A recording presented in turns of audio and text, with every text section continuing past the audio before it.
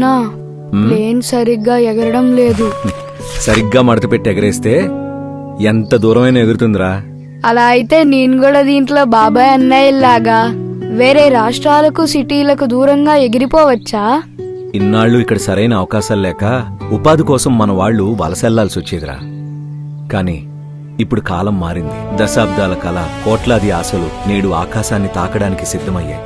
అనకాపల్లి మన పారిశ్రామిక వెన్నెముక కాబోతుంది. మన మన్యం పసుపు, అరకు కాఫీ సువాసనలు ప్రపంచమంతా ఎగరబోతున్నాయి.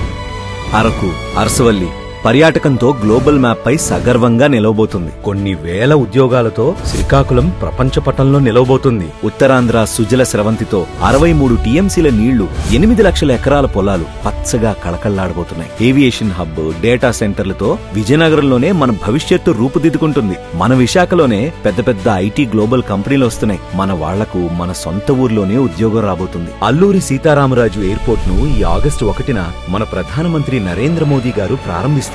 ఇక ఉత్తరాంధ్రలో వలసలుండవు. ఇప్పుడు చెప్పు, దీంట్లో ఎగురుతావా? ఏం చేస్తున్నావురా?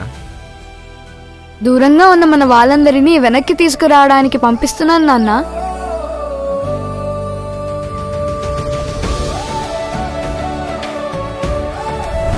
Ladies and gentlemen, we will be landing shortly at Alluri Sitarama Raju International Airport, Andhra Pradesh.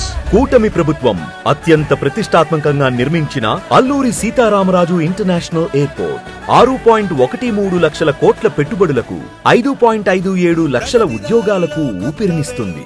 Uttarandhra కలలకు రెక్కలనిస్తుంది.